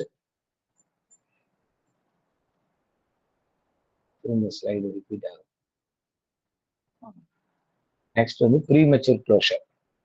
premature closure எப்படி வந்து பிபிஎஃப் பிஎம்சி இருக்கோ அதே மாதிரி இங்க பிபிஎஃப் எஸ்எஸ்ஏக்கும் இருக்கு. 2 வகையான பிஎம்சி இருக்கு. சப்போஸ் எந்த குழந்தை பேர்ல நீங்க அக்கௌண்ட் ஓபன் பண்ணிருந்தீங்க, அந்த குழந்தைய இறந்துச்சுன்னா ஆட்டோமேட்டிக்கா அக்கௌண்ட் முடிஞ்சிடும். அந்த மாதிரி முடிகிற பட்சத்துல எந்த தேதியில இறந்துச்சோ அது வரைக்கும் அதுக்கு எஸ்எஸ்ஏ வட்டி உண்டு. சரியா? எந்த தேதி, டேட் ஆஃப் டெத் வரைக்கும் எஸ்எஸ்ஏ வட்டி உண்டு. சப்போஸ் எக்ஸ்ட்ரீம் கம்பேஷனட் கிரவுண்ட்ஸ்ல 5 வருடம் முடிந்த பிறகுதான் இந்த பிஎம்சி அலோடு. இந்த யாரு எந்த பெண் குழந்தை பேர்ல அக்கௌண்ட் ஆரம்பிச்சிட்டீங்களோ அந்த பெண் குழந்தைய இறந்துச்சுன்னா அதுக்கு எந்த விதமான கால வரமும் கிடையாது. எப்ப இறந்தாலும் உடனே நீங்க அக்கௌண்ட்டை க்ளோஸ் பண்ணி பிஎல்சி பண்ணி கொடுத்துறீங்க. எந்த தேதி வரைக்கும் அந்த குழந்தை உயிரோட இருந்தோ அது வரைக்கும் எஸ்எஸ்ஏ வட்டி கொடுத்துறீங்க. ஆனா ஒரு ஸ்பெஷல் கேஸா கம்பேஷனட் கிரவுண்ட்ஸ்ல, அதாவது கருணை அடிப்படையில கொடுக்குறாங்க. எப்போ எப்படி பிபிஎஃப்க்கு சொன்னோமோ அதே மாதிரி ஒரு life threatening or death of the guardian இறந்துட்டாரு, அதுக்கப்புறம் இவங்களால கட்ட முடியாது, கணக்கை தொடர முடியாது, தொடருவதுல பயங்கர கடினமான ஒரு சூழல் நிலவுது அப்படின்றத சொன்னாங்கன்னா அப்போ தே கேன் க்ளோஸ். இந்த மாதிரி க்ளோஸ் பண்ணும்போது எந்த மாதத்துல க்ளோஸ் பண்றாங்களோ அந்த மாதத்துக்கு முந்தின மாதம் 31 அந்த கடைசி இறுதி நாள் வரைக்கும், மாத இறுதி நாள் வரைக்கும் தான் எஸ்எஸ்ஏ வட்டி உண்டு. அந்த இடைப்பட்ட காலத்துக்கு வட்டி கிடையாது, எந்த வட்டியுமே கிடையாது. எஸ்பி ரேட்டு எந்த குழப்பமும் இல்லை, எந்த வட்டியும் கிடையாது. ரைட். எப்போ மெச்சூரிட்டி ஆகும்? இது பிஎம்சி ரொம்ப இம்பார்ட்டன்ட். சரியா? 2 விதமான பிஎம்சி, 2த்தையும் தெரிஞ்சு வச்சுக்கோங்க. மெச்சூரிட்டி மெச்சூரிட்டி எப்போ ஆகும்? 21 வருடம் முடிந்த பிறகுதான். எந்த தேதியில நீங்க அக்கௌண்ட் ஓபன் பண்ணீங்கன்னா அது வந்து 21 வருடம் முடியணும். சரி. அக்கௌண்ட்டை வந்து ஒருத்தர் வந்து 21 வருஷம் கழிச்சுதான் க்ளோஸ் பண்ணணும் அப்படின்னா அதுக்கு முன்னாடியே பண்றதுக்கு பிஎம்சி. 5 வருஷம் ஆயிருந்தா குழந்தைக்கு வியாதி, அப்பாவோ அம்மாவுக்கு வியாதி, அப்பா அம்மா இறந்துட்டாங்க, கணக்கை தொடர முடியலன்னா அக்கௌண்ட்டை க்ளோஸ் பண்ணிடுங்க. That is PMC. அக்கௌண்ட்டை தொடர்ந்து கட்டுறதுக்கு வாய்ப்பு இருக்கு, ஆனா க்ளோஸ் பண்ணிக்கணும்னு நினைக்கிறாரு அப்படின்னா மேரேஜ் அப்படின்ற அந்த கண்டிஷன் இருக்கு பாருங்க, அந்த மேரேஜ் கண்டிஷன்ல மட்டும் க்ளோஸ் பண்ணிக்கலாம் அக்கௌண்ட்டை வித் ஃபுல் எஸ்எஸ்ஏ இன்ட்ரெஸ்ட். பிஎம்சியா பண்ணும்போது அவங்களுக்கு வந்து அதுக்கு முந்தின மாதம் வரைக்கும் தான் நீங்க எஸ்எஸ்ஏ வட்டி தரீங்க. இதுல அப்படி இல்லை, ஃபுல்லாவே வந்து கொடுத்துறீங்க. ஆனா என்ன கண்டிஷன்னா, கல்யாணம் அப்படின்னு டேட்டை ஃபிக்ஸ் பண்ணிட்டீங்கன்னா, அந்த டேட்டை ஃபிக்ஸ் பண்ணதுல இருந்து 1 மாதம், கல்யாணத்துக்கு முன்னாடி 1 மாதம், கல்யாணம் ஆனதுல இருந்து 3 மாதம் வரைக்கும் டைம். இந்த டைமுக்குள்ள, இந்த இடைப்பட்ட இந்த 4 மாதம், கல்யாணத்துக்கு முன்னாடி 1 மாசம், பின்னாடி ஒரு 3 மாசம், இந்த 4 மந்த்ஸ் கேப்புக்குள்ள அவங்க அப்ளை பண்ணலன்னா மெச்சூரிட்டி, அதாவது இந்த இந்த கல்யாணம்ன்ற வகைப்பாடுக்கு இந்த அக்கௌண்ட்டை க்ளோஸ் பண்ணவே முடியாது. அவங்க they have to wait till 21 years of the from the date of opening wait பண்ணணும். ரைட். இந்த மாதிரி கண்டிஷன்ல நம்மளை ஏமாத்திடக்கூடாது அப்படின்றதுனால நீங்க வந்து 18 வயசு ஆயிதான் அவர் கல்யாணம் பண்றாரு அப்படின்றத ப்ரூஃப் கொடுக்கணும். அதுக்கு ஒரு நோட்டரி பப்ளிக் கிட்ட ஒரு ஜுடிஷியல் நான் ஜுடிஷியல் ஸ்டாம்ப் பேப்பர்ல ஒரு அஃபிடவிட் வாங்கி அவர் வந்து கொடுக்கணும். இப்போ வந்து ஒரு எஸ்எஸ்சி அக்கௌண்ட் ஓபன் பண்ணிட்டாரு. அந்த அக்கௌண்ட்டை வந்து அவர் வந்து கண்டினியூ பண்ணிட்டே வந்தாரு. 15 வருஷத்துக்குள்ள சில இந்த ஒரு பணம் கட்டாம விட்டுட்டாரு. ஆனா பணம் கட்டாம விட்டுட்டாரு. பணம் கட்டாம விட்டா நீங்க 50 ரூபா ஃபைன் கட்டி ரெகுலரைஸும் பண்ணணும். ரெகுலரைஸும் பண்ணாம விட்டுட்டாரு. அதுக்கு பிறகும் ஆக்சுவலா மெச்சூரிட்டி எப்படியோ 21 வருஷம் எல்லாம் வெயிட் பண்ணி அப்புறம் வந்து வாங்கினாங்கன்னா ஃபுல்லா எஸ்எஸ்சிக்கு என்ன வட்டி விகிதம் உண்டோ அந்த வட்டி விகிதம் உண்டு. இந்த டிஃபால்ட் பீரியடை பத்திலாம் கவலைப்படக்கூடாது. முழு எஸ்எஸ்ஏ வட்டியே உண்டு. Next one is Mahila Samman saving certificate. இது வந்து எஸ்பி ஆர்டர் 5 ஆஃப் 2023 தான் இதை இன்ட்ரடியூஸ் பண்றாங்க. இதுல இருந்து கட்டாயம் கொஸ்டின் வரும் நான் எக்ஸ்பெக்ட் பண்றேன். ஏன் அப்படின்னா இது வந்து போன எக்ஸாமுக்கு கிடையாது. கடந்த எக்ஸாம் நீங்க எழுதும் போது இந்த ஸ்கீமே கிடையாது. அதுக்கப்புறம் தான் இந்த ஸ்கீம் வந்திருக்கு. ஸோ இது வந்து ஒரு லேட்டஸ்ட் சேஞ்ச். அதனால இதுல கொஸ்டின் வந்து எதிர்பார்க்கறதுக்கு வாய்ப்பு இருக்கு. இது எப்படி அப்படின்னா யாரெல்லாம் எலிஜிபிள்? ஃபர்ஸ்ட் இந்த அக்கௌண்ட் வந்து இட் இஸ் ஒரு ஸ்பெஷல் டைப் ஆஃப் அக்கௌண்ட். என்ன ஸ்பெஷல் டைப் ஆஃப் அக்கௌண்ட்னா இது வந்து பெண்கள் மட்டும்தான் ஓபன் பண்ண முடியும். எந்த வயது வரமும் கிடையாது. எஸ்எஸ்ஏக்கு மாதிரி ஒரு 10 வயது அப்படின்ற மாதிரி கண்டிஷன்லாம் இதுல கிடையாது. அதிகபட்சம் 10 வயதுக்கு உள்ள இருக்கிற குழந்தைங்க மட்டும் தான் ஓபன் பண்ண முடியும் அப்படின்ற மாதிரிலாம் இதுல கிடையாது. எந்த வயதுக்கு 0 வயசுல இருந்து ஓபன் பண்ணலாம். 100 வயசு பாட்டி இருந்து இந்த அக்கௌண்ட்டை ஓபன் பண்ணலாம். இந்த அக்கௌண்ட்டை பொறுத்த வரைக்கும் ஒரு சிங்கிள் ஹோல்டர் அக்கௌண்ட் மட்டும்தான் ஓபன் பண்ண முடியும். தட் மீன்ஸ் என்ன அர்த்தம்? There is no joint account. பிபிஎஃப்ல எப்படி ஜாயிண்ட் அக்கௌண்ட் கிடையாதோ, எஸ்எஸ்ஏல எப்படி ஜாயிண்ட் அக்கௌண்ட் கிடையாதோ, அதே மாதிரி எம்எஸ்எஸ்சிலையும் ஜாயிண்ட் அக்கௌண்ட்ற ஒரு கேட்டகரியே கிடையாது. பெண் குழந்தையும் ஓபன் பண்ணலாம். அப்படி இல்லைன்னா அவங்க அப்பாவோ அம்மாவோ கார்டினா போட்டு அவங்க ஓபன் பண்ணிக்கலாம். இதுல வந்து ஒரு டவுட் சில பேருக்கு, அப்பா எப்படி ஓபன் பண்ண முடியும்? தாராளமா ஓபன் பண்ணலாம். இந்த அக்கௌண்ட் வந்து ஃபார் தி பெனிஃபிஷியரி. அந்த பெனிஃபிஷியரி வந்து ஒரு உமன், அவ்வளவுதான். இந்த குழந்தை பெண் குழந்தையா இருந்தா போதும். அப்பாவே கூட கார்டியனா இருந்து he can open this account. Next வந்து மினிமம் வந்து 1000 rupees, maximum 2 lakhs, multiples of 100 rupees, no subsequent deposits allowed. அப்படின்னா என்ன அர்த்தம்? ஒரு அக்கௌண்ட் ஓபன் பண்ணிட்டா அவ்வளவுதான். திருப்பி நீங்க ஃப்ரெஷ்ஷா போய் இன்னொரு அக்கௌண்ட் ஓபன் பண்ணிக்கலாம், அதுக்கு தனி. பட் கூட்டினா மொத்தத்தையும் கூட்டினா மேக்சிமம் 2 லட்சம் தான் இருக்க முடியும். அதே மாதிரி ஒரு அக்கௌண்ட் ஓபன் பண்ணதுல இருந்து 2வது அக்கௌண்ட் ஓபன் பண்ணதுக்கு குறைந்தபட்சம் 3 மாத இடைவெளி கட்டாயம் கொடுக்கணும். எக்ஸிஸ்டிங் அக்கௌண்ட்டுக்கும் ஓபன் பண்ற அக்கௌண்ட்டுக்கும் புது அக்கௌண்ட்டுக்கும் நியூ அக்கௌண்ட்டுக்கும் எக்ஸிஸ்டிங் அக்கௌண்ட்டுக்கும் 3 months டைம் கேப் கம்பல்சரி கொடுக்கணும். இந்த அக்கௌண்ட் வந்து எல்லா ஆபீஸ்லயும் இன்க்ளூடிங் விஓல இருக்குது. உடனே வந்து கேட்காதீங்க. ஆர்ஐசிடில வர்ற வரைக்கும் நீங்க போய் எஸ்ஓல ஓபன் பண்ணீங்க, செக் வாங்கிக்கோங்க, இல்ல வித்ட்ராயல் ஃபார்ம் வாங்கிக்கோங்கன்னு கைட்லைன்ஸ் கொடுத்துருக்காங்க. எத்தனை பேர் ஃபாலோ பண்றாங்கன்னு தெரியல. அதே மாதிரி இந்த அக்கௌண்ட்டுக்கும் நாமினேஷன் ஃபெசிலிட்டி இருக்கு. Current rate of interest is 7.5%. 7.5% வட்டி விகிதம் வந்து காம்பவுண்டட் குவார்டர்லி. ஆனா மெச்சூரிட்டி அப்பதான் ஃபுல் வட்டியும் கொடுப்பீங்க. அதே மாதிரி மெச்சூரிட்டி பீரியட் டெர்ம் வந்து 2 years. சரி, இந்த ஸ்கீமே வந்து 31/3/2025 வரை மட்டும்தான் அவைலபிளாக இருக்கும். சரியா? நெக்ஸ்ட், இந்த அக்கௌண்ட்டை ஒன்ஸ் ஒருத்தர் ஓபன் பண்ணிட்டாரு, அப்போ ஒரு 2 வருஷம் வெயிட் பண்ணணும். அப்படின்னா 2 வருஷம் வெயிட் பண்ணி எடுத்துக்கிட்டாருன்னா அது மெச்சூரிட்டி. இந்த மெச்சூரிட்டிக்கு இடைப்பட்ட மாதிரி வித்ட்ராயல்னு ஒரு ஆப்ஷன் கொடுத்துருக்காங்க.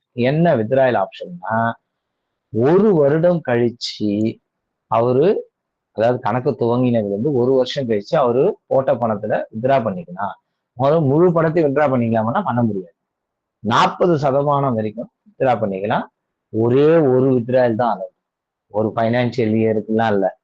எப்படி பிபிஎஃப்க்கு எஸ்எஸ்ஏக்கும் பிபிஎஃப்ல வந்து ஒரு வித்ராயல் தான் அளவோட ஒரு ஃபைனான்சியல் இயருக்கு அந்த மாதிரிலாம் இல்லை. இந்த ஸ்கீமே 2 வருஷம் தான். மொத்தத்திலேயே ஒரே ஒரு வித்ராயல் தான் அலௌடு. But subject maximum 40%. இதுல என்ன அடுத்தது வந்து க்ளோஷர்னா 2 வருஷம் கழிச்சு 2 வருஷத்துக்கு உள்ள 1 வருஷம் ஆயிருந்தா வித்ராயல் எடுத்துக்கலாம். 40% பிஎம்சின்னு ஒரு ஆப்ஷன் இருக்கு. இதுலயும் ப்ரீமெச்சூர் க்ளோஷர் இருக்கு. ப்ரீமெச்சூர் க்ளோஷர் வந்து 2 விதமா இருக்கு. ப்ரீமெச்சூர் க்ளோஷர் 2 விதமா இருக்கு. என்ன 2 விதமானா, எஸ்எஸ்ஏ வட்டி ஃபுல் எம்எஸ்எஸ்சி வட்டி எப்ப தருவீங்க? எஸ்எஸ்ஏல அந்த டேபிள்ல பாத்தீங்க, PMC on the death of the girl child அப்படின்னா full SSA rate of interest on the date of the death of the account ஹோல்டர்னு இருக்கும். அதே மாதிரிதான் இதுலயும் எம்எஸ்எஸ்சிலையும் 7.5% வட்டி உண்டு. அந்த அக்கௌண்ட் ஹோல்டர் வந்து இறந்து போயிட்டாங்கன்னா அதுல 7.5% உண்டு. அதே மாதிரி ஏதோ ஒரு மெடிக்கல் கிரவுண்ட்ஸ்ல ஒரு லைஃப் த்ரெட்டனிங் டிசீஸ் இருக்கு அப்படின்னு சொல்லிட்டு அவங்க வந்து அவங்களுக்கோ அல்லது கார்டியனுக்கோ இருக்குன்னு சொல்லிட்டு அவங்க எனக்கு வேணான்னு பிஎம்சி பண்ணாங்கன்னா அப்போ வந்து full MSSC rate of interest உண்டு.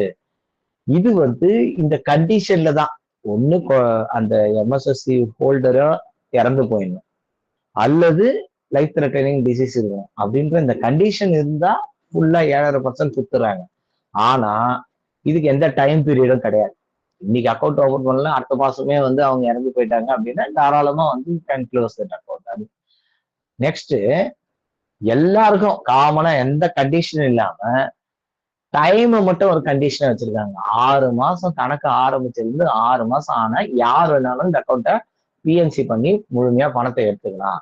அந்த மாதிரி எடுக்கும்போது என்ன பண்றாங்கன்னா, நார்மலா கொடுக்குற ஃபுல் இன்ட்ரெஸ்ட் கொடுக்காம 2% கழிச்சிடுறாங்க. 5.5% தான் வட்டி தராங்க. இது பிஎம்சியில இந்த எம்எஸ்எஸ்சியில ஒரு வித்தியாசம். ரைட். நெக்ஸ்ட் எம்எஸ்எஸ்சியை பொறுத்த வரைக்கும் இது வந்து 2 எஸ்பி ஆர்டர் வந்திருக்கு லேட்டஸ்டா. SP order 10 and 13. இதுல என்ன கொடுத்துருக்காங்க எம்எஸ்எஸ்சி சம்பந்தமான சில கிளாரிபிகேஷன்ஸ் அப்படின்னா, ஏன் நான் இவ்வளவு டீட்டெயிலா உங்களுக்கு இதை சொல்லியிருக்கேன்னா, போன எக்ஸாம்ல இல்லை, இந்த எக்ஸாமுக்கு தான் இந்த எம்எஸ்எஸ்சி வரப்போகுது, அதனால கன்ஃபார்மா இதை கேள்வி கேட்பாங்க. இந்த ஸ்கீமை பொறுத்த வரைக்கும் எம்பிகேபி எஸ்ஏஎஸ் ஏஜென்சி வழியா போட முடியாது. இதை வந்து ஏடிசி எக்ஸம்ஷன்ல கொண்டு வர முடியாது. வட்டியும் டாக்ஸபிள். சரியா?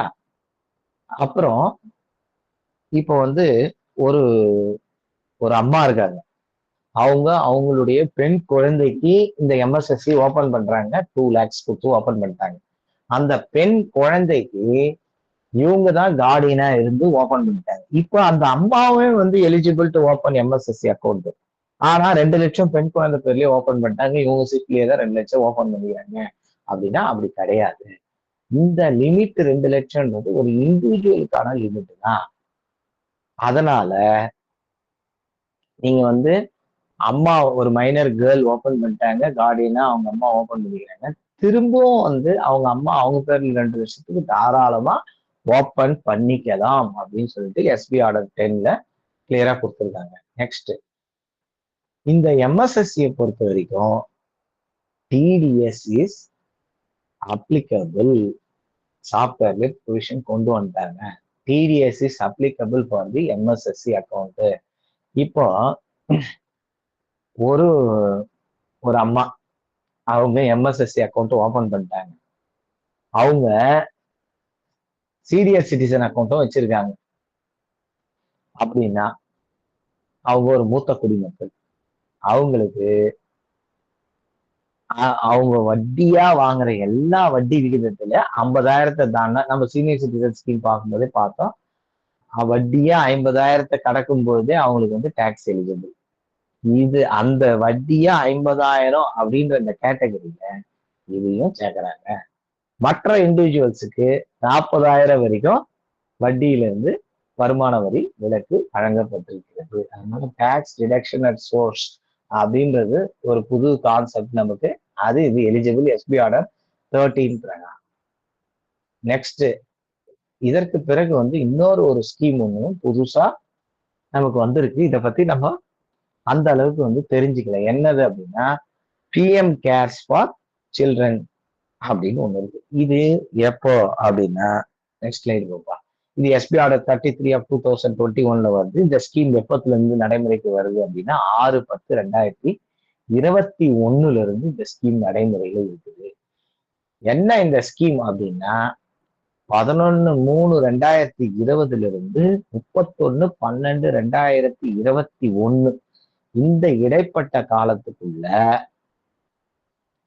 கோவிட் பெருந்தொற்றுல யாராவது அப்பா அம்மா 2 பேரையும் இழந்துட்டாங்க அப்படின்னா, ஒரு குழந்தை இருக்கு 18 வயசுக்கு உள்ள இருந்ததுன்னா அந்த மாதிரி குழந்தைக்கு மட்டும்தான் இது வந்து ஒரு special type of benefit account. அதாவது டேட்டும் கொடுத்துட்டாங்க. 11/3/2020 இருந்து 31/12/2021 மட்டும்தான் இருக்கணும். இந்த இடைப்பட்ட காலத்துல 2 பேருமே அப்பா அம்மா 2 பேருமே கோவிட்ல தான் இறந்திருக்கணும். கோவிட் பேண்டமிக்ல இறந்திருந்தால் அந்த அவங்களுடைய குழந்தைகளுக்கு இந்த அக்கௌண்ட் ஓபன் பண்ணுவதற்கு தகுதியானவங்க. அப்பவும் ஒரு கண்டிஷன் வயதும் 18க்குள்ள இருக்கணும். இதுல வந்து 2 விதமான அக்கௌண்ட் ஓபன் பண்ணணும். ஃபர்ஸ்ட் வந்து ஒரு basic savings account. What is basic savings அக்கௌண்ட்னா எந்த விதமான பேலன்ஸும் வாங்காம 500 ரூபாய் கொடுத்து மினிமம் பேலன்ஸ் எல்லாம் இருக்கணும்ன்ற அவசியம் இல்லை. 0 பேலன்ஸ்லயே இந்த அக்கௌண்ட் ஓபன் பண்ணணும். 2வது இந்த பேசிக் சேவிங்ஸ் அக்கௌண்ட் ஒன்று ஓபன் பண்ணோம். அதுக்கப்புறம் PM CARES for children scheme 2021 அக்கௌண்ட்னு ஒன்று இருக்கு. இந்த அக்கௌண்ட்டை ஓபன் பண்ணணும். எதுக்காக இப்படி ஓபன் பண்ணுன்றது நீங்க பின்னாடி நான் சொல்றேன், புரிஞ்சுப்பீங்க. இந்த பேசிக் அக்கௌண்ட்டை பொறுத்த வரைக்கும், இந்த ஸ்கீமை பொறுத்த வரைக்கும் கம்பல்சரி இது வந்து குழந்தை வந்து 18 வயசுக்குள்ள இருந்தா இது ஒரு ஜாயிண்ட் அக்கௌண்ட் மட்டும்தான். குழந்தைக்கு அப்பாவும் இல்லையா அம்மாவும் இல்லை, இறந்துட்டாங்க, பெனிஃபிஷரியா குழந்தைய வச்சுட்டு அந்த அக்கௌண்ட் ஓபன் பண்றீங்க. அப்ப யாரை வச்சு ஓபன் பண்ண போறீங்க? இது கவர்மெண்டே கொடுத்ததுனால கலெக்டர் தான் வந்து ஜாயிண்ட் ஹோல்டரா இருந்து இந்த அக்கௌண்ட்ல அந்த குழந்தையோட பேர் இருக்கும், கலெக்டர் பேர் இருக்கும், 2 பேரும் அக்கௌண்ட் ஓபன் பண்ணுவாங்க. என்ன அக்கௌண்ட்? ஃபர்ஸ்ட் பேசிக் சேவிங்ஸ் அக்கௌண்ட்டை ஓபன் பண்ணிடுவாங்க. ரைட். இந்த பேசிக் இதுல வந்து என்னன்னா, இப்போ சார் நீங்க வந்து அக்கௌண்ட் ஓபன் பண்ணும்போது 18 வயசுக்கு உள்ள இருக்கணும். நீங்க இப்ப 18 வயசுக்கு உள்ள இருந்தா நீங்க ஜாயிண்ட் அக்கௌண்ட், நீங்க இந்த டவுட் ஆக்சுவலா வரணும் உங்களுக்கு. 18 வயசுக்கு மேல போனா சிங்கிள் அக்கௌண்ட் ஓபன் பண்ண சொல்றீங்க. எப்படின்னா நான் என்ன சொன்னேன், இந்த இடைப்பட்ட காலத்துல இறந்துட்டாங்கன்னா, இந்த இடைப்பட்ட காலத்துல அந்த குழந்தைக்கு 18 வயசுக்கு உள்ள இருந்ததுன்னா, எப்பவுமே 18 வயசுக்கு உள்ளவா இருக்க போகுது. இன்னைக்கு டேட்ல தான் வந்து இந்த ஸ்கீமுக்கு கீழேயே வந்து எங்களுக்கு எலிஜிபிலிட்டி இருக்குன்னு அவங்க போய் கலெக்டர் கிட்ட மனு கொடுத்து இந்த ஸ்கீம்ல போய் அவங்க ஜாயின் பண்றாங்க. ஆனா ஜாயின் பண்ணும்போது இப்போ அவங்களுக்கு 18 வயசு ஆயிடுச்சு. அப்படின்னா அவங்களுக்கு அந்த பெண் குழந்தை பேர்லயே சிங்கிள் அக்கௌண்ட்டை ஓபன் பண்ணிக்கலாம். இதான் அதுக்கு வித்தியாசம். நெக்ஸ்ட், இந்த பிஎம் கேர்ல நீங்க பேசிக் சேவிங்ஸ் அக்கௌண்ட் ஓபன் பண்ணிடுறீங்க, 0 பேலன்ஸ்ல குத்தமிச்சிட்டீங்க. நீங்க ஓபன் பண்ணி குத்தமிச்ச பிறகு என்ன பண்ணுவாங்கன்னா, கவர்மெண்ட் வந்து என்ன பண்ணும், அதாவது வந்து கலெக்டரும் அந்த குழந்தையும் சேர்ந்து ஒரு பேசிக் சேவிங்ஸ் அக்கௌண்ட் ஓபன் பண்ணி அனுப்பிச்சிட்டீங்க. அதுக்கு பிறகு ஒரு லம்சம் அக்கௌண்ட், ஒரு லம்சம் அமௌண்ட் வந்து கிரெடிட் பண்ணுவாங்க. எவ்வளவு ரூபாய் கிரெடிட் பண்ணுவாங்க அப்படின்றது அந்த குழந்தையோட வயதை பொறுத்து மாறுபடும். எதுவாக இருந்தாலும் அந்த அக்கௌண்ட் வந்து 18 வயசுல மெச்சூரிட்டி ஆயிடும். 18 வயசுல 10 லட்சம் ரூபாய் இருக்கிற மாதிரி தான் இந்த ஸ்கீமை டிசைன் பண்ணிருக்காங்க. இதுக்கு தனியா ஒரு டேபிள் இருக்கு. இந்த டேபிள்ல போய் நீங்க பாத்தீங்கன்னா 18 வயசுல முடிஞ்சிடும், 18வது வயசுல 10 லட்சமா அந்த கணக்குல இருக்கிற மாதிரி இருக்கும். இந்த ஃபுல் அமௌண்ட் வந்து இந்த பிஎம் கேர் ஃபண்ட்ல இருந்து கணக்கு பேசிக் சேவிங்ஸ் அக்கௌண்ட் துவங்கிட்டு பாஸ் புத்தகத்தை கலெக்டர் கிட்ட கொடுத்துருவீங்க. குழந்தைக்கு போகாது, புக்கு கலெக்டர் கிட்ட போயிடும். கலெக்டர் வாங்கிட்டு அவங்க வந்து ஒரு வெப் போர்ட்டல் இருக்கு. அந்த வெப் போர்ட்டல்ல போய் அவங்க அந்த டேட்டாவை ஃபீட் பண்றாங்கன்னா ஆட்டோமேட்டிக்கா இந்த பணத்தை வந்து இந்த அக்கௌண்ட்டுக்கு டிரான்ஸ்ஃபர் பண்ணிடுவாங்க. இந்த பேசிக் சேவிங்ஸ் அக்கௌண்ட்டுக்கு இந்த லம்சம் அமௌண்ட்டை வந்து டிரான்ஸ்ஃபர் பண்ணிடுவாங்க. இந்த பேசிக் சேவிங்ஸ் அக்கௌண்ட்டை மட்டும்தான் ஓபன் பண்ற வேலை நம்முடைய head post office situated at the district head குவார்டர்ஸோட வேலை. இந்த பிஎம் கேர்ஸ்ல அக்கௌண்ட் இருக்கு பாருங்க, அந்த அக்கௌண்ட்டை ஓபன் பண்ணி இந்த பணத்தை எடுத்துட்டு போய் முதல்ல லம்சம் அமௌண்ட்டை கிரெடிட் பண்ணி, லம்சம் அமௌண்ட்டை கிரெடிட் பண்ணது அமௌண்ட்டை டெபிட் பண்ணி திரும்ப அக்கௌண்ட்டை ஓபன் பண்ணுவாங்க, இந்த பிஎம் கேர் அக்கௌண்ட். இந்த பிஎம் கேர் அக்கௌண்ட் ஓபன் பண்றாங்க இந்த 2வது டைம். அது வந்து சென்னை ஜிபிஓ தான் இந்தியாவுக்கே நோடல் ஆஃபீஸ். அந்த சென்னை ஜிபிஓல மட்டும்தான் ஓபன் பண்ணுவாங்க. அப்போ நம்மளுடைய வேலை ஒன்லி பேசிக் சேவிங்ஸ் அக்கௌண்ட்டை ஜாயிண்ட் அக்கௌண்டாவோ அல்லது சிங்கிள் அக்கௌண்டாவோ ஓபன் பண்றது மட்டும்தான் நம்முடைய வேலை. நான் ஏற்கனவே சொன்ன மாதிரி இந்த லம்சம் அமௌண்ட் வந்து 10 லட்சமா வந்துடும் மெச்சூரிட்டி. எப்போ? 18 வயசுல. 18 வயசுல வந்த பிறகு, மெச்சூரிட்டி ஆன பிறகு, இந்த நம்ம நார்மலா எஸ்பிக்கு என்னென்ன பண்ணணுமோ அதெல்லாம் பண்ணணும். என்ன பண்ணோம்? விகேஒய்சி கொடுத்து அந்த குழந்தை பேர்லயே அந்த அக்கௌண்ட்டை மாத்துறீங்க. அதுக்கு வந்து எப்படி வந்து பிஓஎம்ஐஎஸ் நமக்கு இருக்கு இல்லையா, அதே மாதிரி இது பிசிஎம்ஐஎஸ்ன்னு வருது பினாக்கல்ல. பிஎம் கேர் எம்ஐஎஸ் ஸ்கீம்னு வரும். இந்த எம்ஐஎஸ்க்கு என்ன வட்டி விகிதம் இருக்கோ அந்த வட்டி விகிதத்தை இந்த 10 லட்சத்துக்கு கிடைக்கும். எத்தனை வருஷத்துக்கு? 5 வருஷத்துக்கு. இப்ப என்ன ஆகும்னா, இந்த மாதம் வட்டி வருது பாருங்க, அந்த மாதம் வட்டி நீங்க ஓபன் பண்ணீங்க இல்லையா பேசிக் சேவிங்ஸ் அக்கௌண்ட், இங்க வந்து வருது. ஓகேவா? இவங்க இந்த மாதம் வட்டி வேணும்னா அந்த குழந்தை எடுத்துக்கலாம். ஏன் அப்படின்னா 18 வயசு ஆயிடுச்சு. 18 வயசு ஆயிட்டு ரீகேஒய்சி கொடுத்து குழந்தை முழுமையா அந்த அக்கௌண்ட் வந்து ஜாயிண்ட் அக்கௌண்ட் வந்து சிங்கிள் அக்கௌண்டா முழுக்க குழந்தை பேருக்கு மாறிடும். ஸோ இந்த வர வட்டியை இந்த 5 வருஷத்துக்கு குழந்தை எடுத்துக்கலாம். 23 வருடம் வரைக்கும் தான். எம்ஐஎஸ்க்கு எத்தனை வருஷம்? 5 வருஷம். எம்ஐஎஸ் என்ன ரேட் ஆஃப் இன்ட்ரெஸ்டோ அதே ரேட் ஆஃப் இன்ட்ரெஸ்ட் தான் கொடுக்குறாங்க.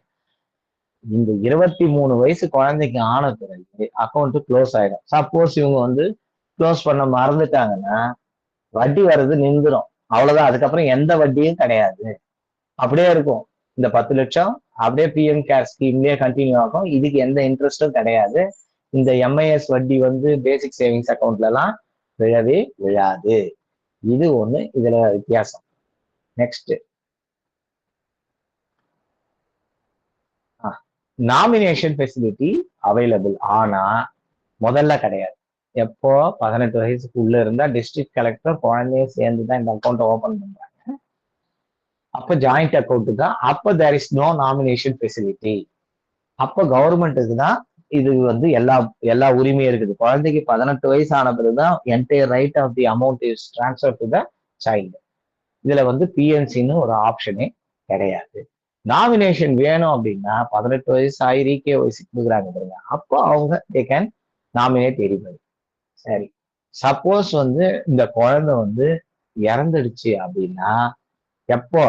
18 வயசுக்குள்ள இருந்ததுன்னா அவ்வளவுதான், அக்கௌண்ட் க்ளோஸ் பண்ணிடும். இந்த பணம் வந்து யார் ஜாயிண்ட் ஹோல்டரா இருக்காங்க? டிஸ்ட்ரிக்ட் மேஜிஸ்ட்ரேட், அதாவது டிஸ்ட்ரிக்ட் கலெக்டர் தான் ஜாயிண்ட் ஹோல்டரா இருக்காங்க. இந்த அமௌண்ட்டை க்ளோஸ் பண்ணி அவங்க திரும்ப இந்த பணம் வந்து கவர்மெண்டோட பிஎம் கேர் ஃபண்டுக்கு ரிவர்ட் ஆயிடும்.